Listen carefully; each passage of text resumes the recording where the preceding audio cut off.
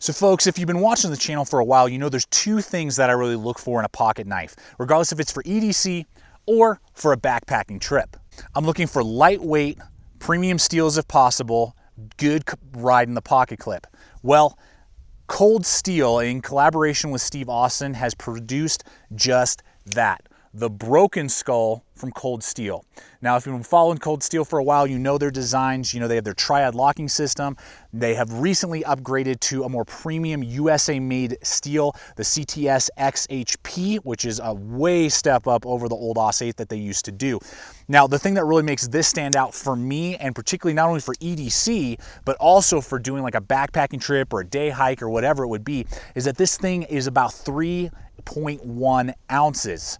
So ultra lightweight, ultra slim, and is going to give you some great grip in the pocket. So when you're trekking, when you're walking, when you're doing whatever, you're not worried about it falling out of your pants. So that's really what made me gravitate towards this blade and to pick it for this yearly backpacking trip that I do with my family. So in this video, we're going to do a full review on the Broken Skull. We're going to look at it not only in EDC tasks, but also in some backpacking, you know, just wilderness tasks as well, because I think it'd be a great lightweight blade for that as well. We'll look at the pros, we'll look at the cons, we'll look at some things that we'd love to see change in the future, maybe a mini to come out, that would be awesome. So we're going to do all that today, guys. So let's go ahead and hop to this review on the Broken Skull from Cold Steel. Now, I know you viewers are astute, and if you're looking and you saw on the thumbnail, we saw blue, you know, Broken Skull, then we saw a kind of a gray-white Broken Skull in the intro, and now we're seeing a blue Broken Skull again. What's the deal? And you're going to see that throughout this video back and forth, because this is what happened. I purchased the gray-handled, white gray-handled version, used it for several weeks, took it on the backpacking trip that you're going to see a lot of footage. And on the backpacking trip, I began to notice that the stop pin for when you close the blade and, you know, keeps it from hitting the backspacer and starting to dull the blade had been installed kind of at a 20-degree angle, so it had been kicked off slightly and was causing problems, and it was hitting that backspacer and starting to dull the blade. I noticed that on the trip, so I continued to use it, still had great success with it. When I got back, I contacted Cold Steel. I did not tell them who I was. I didn't tell them I was doing a review or anything like that.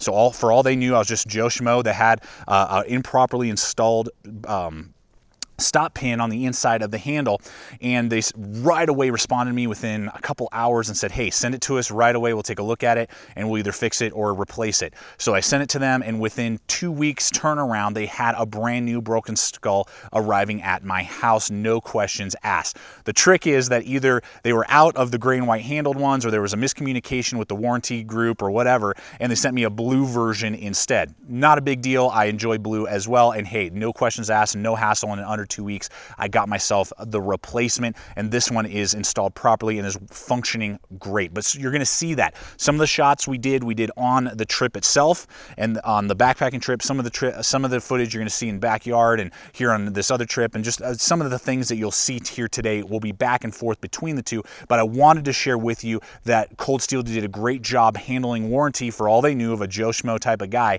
with this Broken Skull, took care of it right away, and this new one is functioning very well with zero complaints after several weeks of using it. So very pleased with that. So now let's go ahead and continue with the in between the blue and the gray, and just seeing both of those and seeing how this Broken Skull functions and operates. All right, folks, let's go ahead and discuss here the blade itself. Now we're looking at a 4-inch blade, and it has that full flat grind, which I am in love with. And not a lot of Cold Steels have full flat grind, so it's very cool to see that that's the blade profile that they decided to go with. Love that. It's got a very pronounced clip design, but it's flat, so there's no swedge or anything like that, but that's going to give you really good penetration. It's a very precise tip, so you can do finer, delicate work. Obviously, because it's full flat, it's not quite as strong as, say, like the tips on like the Recon and the Code 4, so just take that into consideration. It does have a 90-degree spine that could do scraping or throw sparks if needed. And the coating is another big factor for me as well.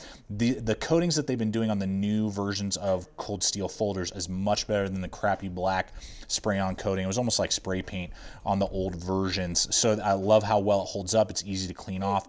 And then we have that CTS XHP steel, as we discussed. Now that's a much higher upgrade. The edge retention is much better than any of the old AUS-8s that we knew from Cold Steel in the past, so I'm really glad that they went with that.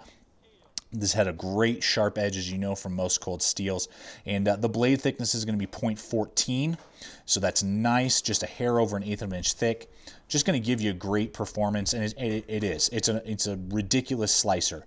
Food prep, cardboard, rope, wood even. It's going to be able to do all of those tasks that you would expect a full flat grind knife like this to perform, and gives you a really good amount of reach without being overkill. I think this is max. I wouldn't really want anything longer than this in a folder, and particularly just in this style, I just wouldn't be able to get the control over the knife that this knife offers, and I always love smaller as well. So guys, in conclusion, we're talking about this knife, I think it's a fantastic blade profile for the utility and EDC tasks that you would expect a really lightweight but very solid knife like this to handle.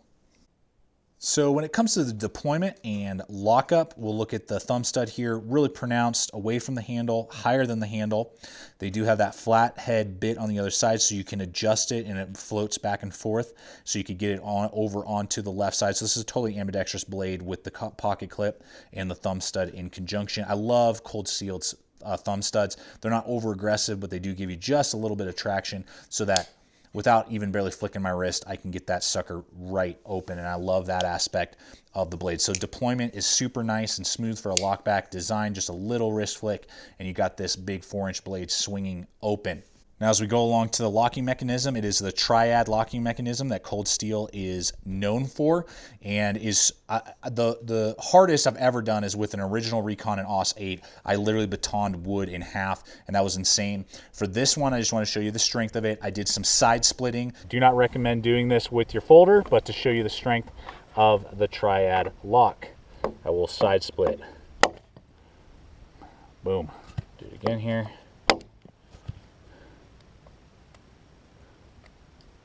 Perfect. Now, I don't recommend doing that with this folder, but it has that capability and that strength. The triad locking mechanism is awesome.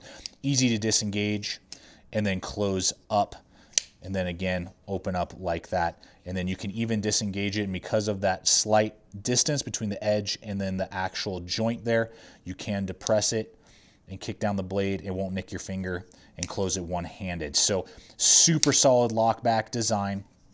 And just to show you in here, no liners. Again, that's what makes it so light. And that is the stop pin right here that was crooked on the original that they then fixed, was this guy. Let's see. Yeah, this guy right here. That one was just tilted off slightly, and this one has not had any issues and is holding up great, and it isn't marring the center spacer back here. But great lockup and deployment on this blade.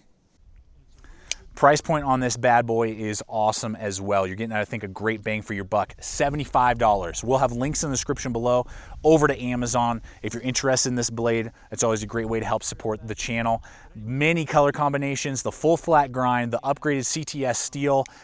I can't say enough good things. And honestly, if you were to put the new Recon full size and the Broken Skull next to each other and say, hey, you can have one, you choose, I would pick the Broken Skull because of the full flat grind, the thinner handle, and the lightweight capability of this blade is just phenomenal. Not only again for EDC, but also for out here in the woods, enjoying time with the family, you name it. So guys, $75, totally worth it, I believe, for this blade. Okay, so the handle on this bad boy is awesome in a lot of ways. There's one slightly downside that we'll discuss here. The first part is that it is 5 1/4 inches overall length. So it's gonna fit that 4-inch blade well. It's the G10 that we know from Cold Steel, but they've dialed down some of the texturing, which is really good. So it's not quite as clothy. It's still there, and there's still that clothy feel, but it's just dialed down a little bit. And we'll talk about that a little bit more in depth when we get to the pocket clip. So you still have that traction. You can see here I have large size hands, as you guys know, and it fits with tons of room to spare out the back.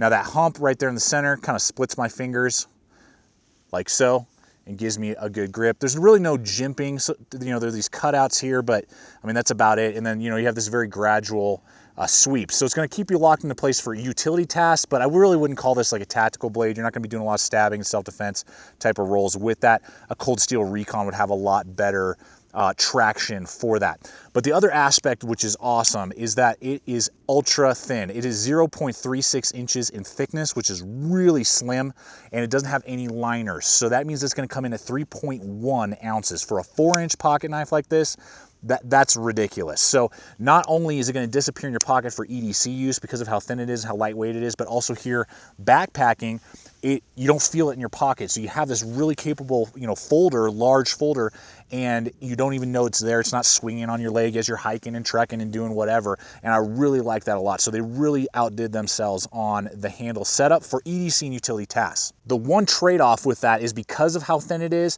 it's not very ergonomic for extended woods cutting.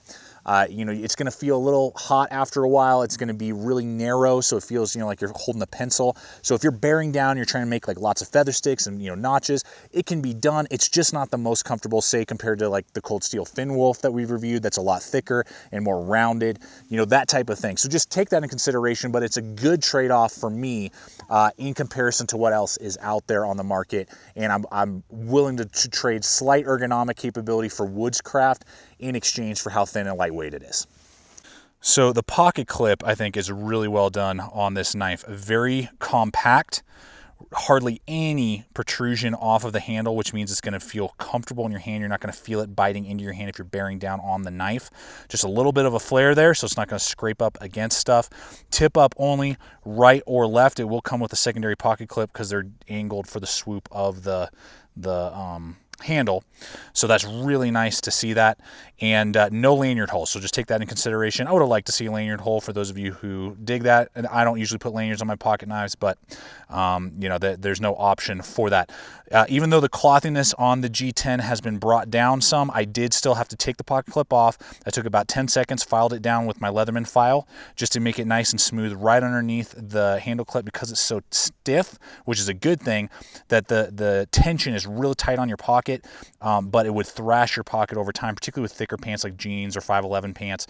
So just filing down just a little bit of the G10 underneath the pocket is what I would recommend if you're going to be carrying this on normal, Dockers and jeans and that type of a thing. So folks, there you have it. In conclusion, I am in love. This thing is a dream to own at the price point, for the performance, for all the different things that this blade offers. If you've been thinking about the Broken Skull, or you're just in the market for a really tough, ultra light blade and you like full flat grinds, I mean, this thing is awesome. And I love the size for a lot of tasks, but I know for some of you, either, because of the laws in your state or whatever, or you just want a more compact blade, I would love to see Cold Steel produce a mini version of this. A 3-inch version in the future would be phenomenal. Keep everything the same. It'd be even lighter weight, obviously, and that would be an amazing pure EDC blade, and would probably, if not knock out the Delica 4, heavily compete with the Delica 4, which is one of my favorite ultralight, folders that are locked back in this kind of same style and design. So with all that, folks, this is a phenomenal blade. I can't recommend it enough. I can't recommend enough how well Cold Steel took care of me, not knowing who I was and what I was doing, and would take care of you in a similar situation. And just all of that was just a great, great knife, and can't recommend it enough to you. So as always, thank you so much for coming over, checking out the channel. Please subscribe, comment, like, share this video. Love to hear your thoughts. And as always, remember, stay equipped, stay prepared, and we'll see you out there.